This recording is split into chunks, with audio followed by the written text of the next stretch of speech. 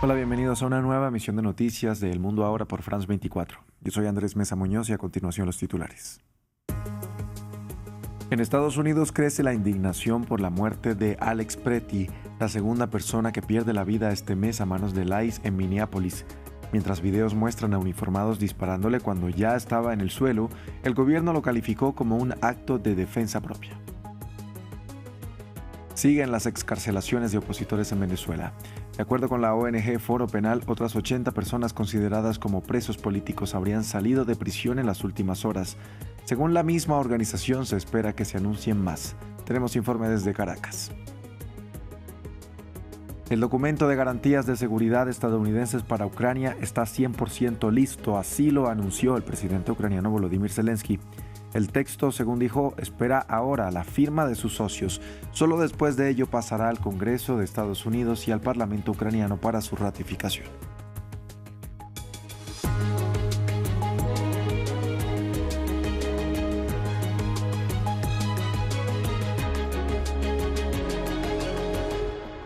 Vamos a empezar en Estados Unidos, donde hay dos versiones diferentes sobre el tiroteo del ICE en Minneapolis que acabó con la vida de Alex Pretty, de 37 años.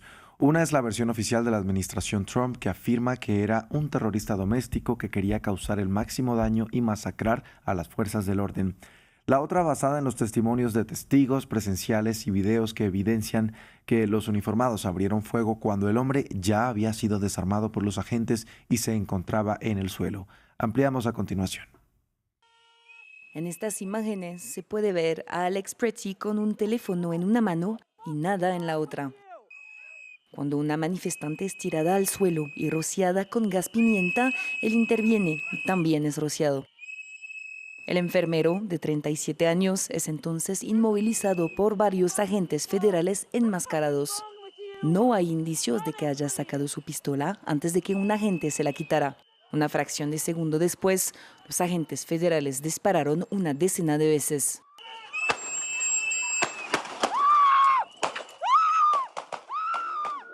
Alex Pretty fue declarado muerto en el lugar de los hechos. Lo único que hacía era ayudar a la gente a aparcar y pasar con seguridad. No suponía ningún peligro para ninguno de estos agentes. Otros videos desde diferentes ángulos muestran la misma versión de los hechos. Sin embargo, la administración Trump presenta una versión divergente. En redes sociales, el Departamento de Seguridad Nacional compartió la foto de un arma de fuego que, según afirman, pertenecía a Pretty, alegando que el enfermero se acercó a los agentes con esta pistola y dos cargadores y que se resistió violentamente cuando los agentes intentaron desarmarlo. La secretaria de Seguridad Nacional, Kristi Noem, aseguró luego que los agentes actuaron en defensa propia. Esta persona, que acudió con armas y munición para impedir una operación policial de agentes federales, cometió un acto de terrorismo interno. Esos son los hechos. Según el jefe de policía de Minneapolis, Pretty tenía permiso para portar armas y no tenía antecedentes penales. Por su parte, sus padres han denunciado lo que califican como mentiras repugnantes por parte de la administración Trump. En otras noticias de Estados Unidos, la tormenta invernal sigue golpeando a gran parte del país desde el sur hasta Nueva Inglaterra. Se espera que el hielo continúe hasta este lunes arrojando hasta 30 centímetros de nieve. Ya son más de 800,000 los hogares que se han quedado sin electricidad. En ciudades como Nueva York, el alcalde ordenó que se dicten clases virtuales mañana. Desde allí, nuestra corresponsal Mamen Sala nos envió el siguiente informe. Estamos en Nueva York a 8 grados centígrados bajo cero, pero con una sensación térmica de menos 17. Lleva, como podéis ver, varias horas nevando y está cubriendo con este manto blanco todo el estado de Nueva York. Pero ojo, porque este manto blanco es muy bonito, pero también muy peligroso. Porque este temporal histórico trae una combinación de tormenta de hielo, frío extremo y nevadas que puede ser, como digo, muy peligrosa. Por eso la gobernadora de Nueva York ha decretado el estado de emergencia y hay 20 estados más que se encuentran bajo alerta meteorológica. Se pide a la gente que no salga de sus casas, por eso en las últimas 48 horas ya hemos visto muchas personas que en los supermercados hacían acopio de comida para protegerse en sus hogares. Se les pide esto por lo menos hasta que remita el temporal. Se espera que empiece a ser el lunes por la noche o el martes por la mañana, aunque es cierto que el frío podría mantenerse varios días. Esta tormenta, este temporal, afecta a más de 200 millones de personas. Eso es más de la mitad de la población. Se han cerrado carreteras y precisamente en las carreteras tienen todos los ojos puestos los territorios del sur, porque allí no están acostumbrados a este tipo de situaciones, se han quedado sin sal y sin productos para descongelar el hierro y esas carreteras son más peligrosas todavía. Hay al menos 15.000 vuelos cancelados, mañana se suspenderán las clases en muchos estados y no abrirán sus puertas muchas oficinas federales por, como digo, riesgo a lo que está ocurriendo por este temporal. Cambiamos de tema y pasamos a Venezuela, donde continúan las excarcelaciones de opositores. La ONG Foro Penal, que ha venido monitoreando estos procesos, dijo que otras 80 de las personas consideradas como presos políticos habrían salido de prisión en las últimas horas. Para ampliar este tema, saludamos a esta hora en Caracas a nuestra corresponsal Daniela Zambrano. Daniela, ¿qué tal? Muy buenas tardes. El Foro Penal dice estar verificando estas liberaciones. ¿Quiénes hasta el momento se sabe que han sido liberados? Hola, ¿qué tal? Muy buen día. Hasta el momento no han publicado la totalidad de los nombres de estas 80 personas porque una de las cosas que dice el Foro Penal es que hasta que la familia y los abogados no lo permiten, autoricen que ese nombre sea publicado y se verifique, ellos no lo dan a conocer y tampoco para crear falsas expectativas. Sin embargo, ya se han conocido de 2 liberaciones del profesor activista político Jesús Peroso, él había sido detenido en julio del año 2025, y de Kennedy Tejera. Este era un caso emblemático porque Kennedy Tejera es abogado del Foro Penal venezolano y había sido detenido justo cuando había ido a asistir a otro preso político. Él estaba detenido desde el 2 de agosto de 2024. Sin embargo, como decías, son 80 al menos los excarcelados. Y uso ese término porque el Foro Penal insiste en que estas personas no están obteniendo libertad plena. Ellos están obteniendo medidas sustitutivas de libertad, como por ejemplo deben presentarse de forma periódica ante los tribunales. Algunos tienen prohibición de salida del país, algunos incluso tienen prohibición de declarar sobre sus casos ante medios de comunicación y redes sociales, entonces no tienen una libertad plena.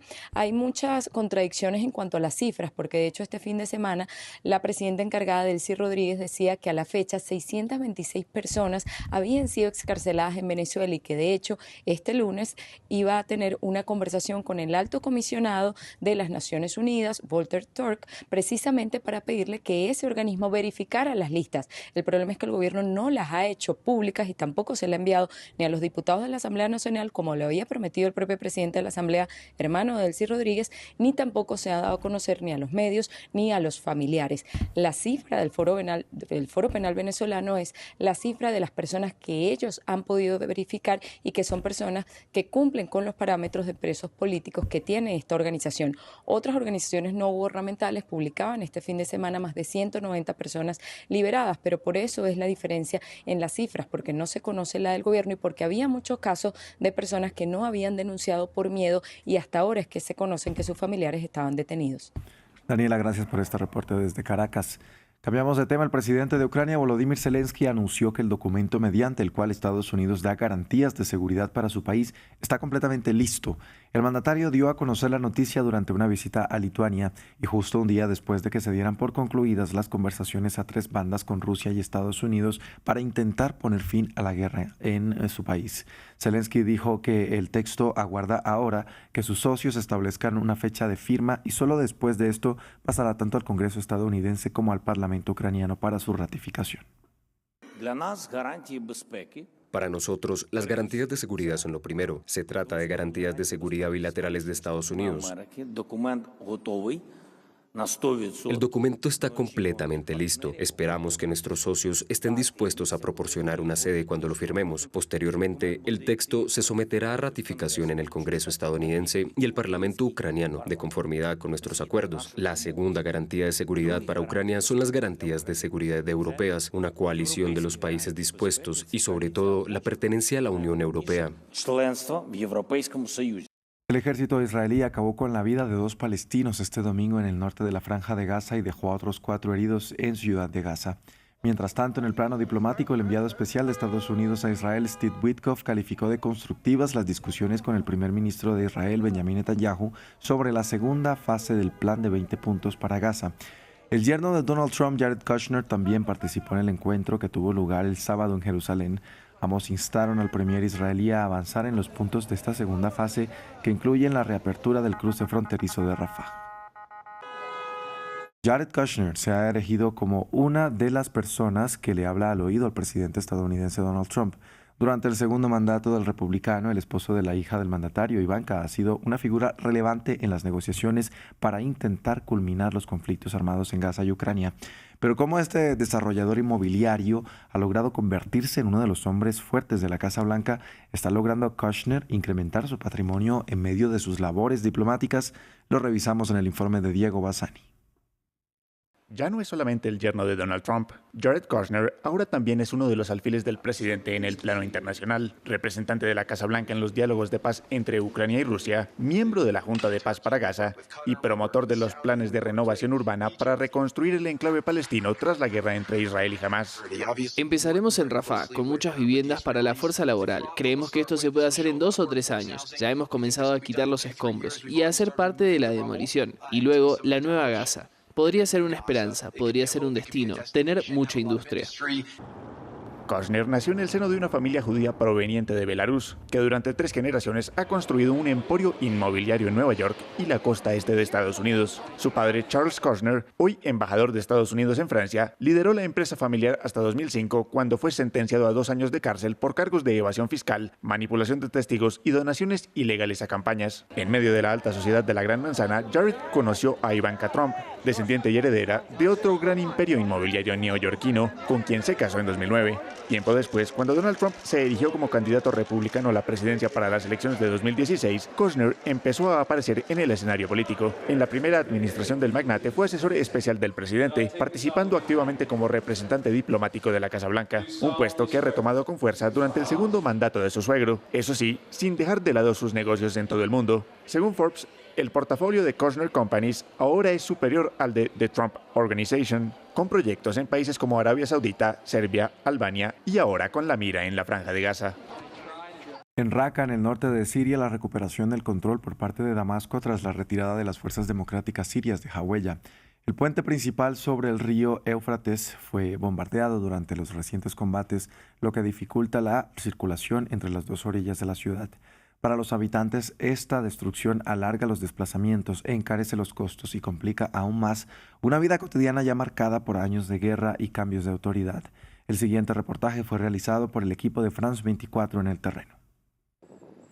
En Raqqa, el poder volvió a cambiar de manos. Tras intensos combates, Damasco recuperó de manos de las fuerzas kurdas la ciudad situada sobre el Éufrates, que representa un nudo de comunicaciones que conecta las regiones del noreste de Siria.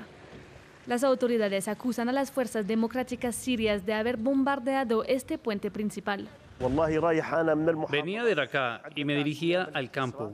Quería ir con un amigo a un funeral, pero el coche se atascó. El terreno estaba húmedo y la carretera estaba intransitable. Este puente que une las 2 orillas del río ya había sido bombardeado una primera vez en 2017 durante los combates contra el grupo Estado Islámico.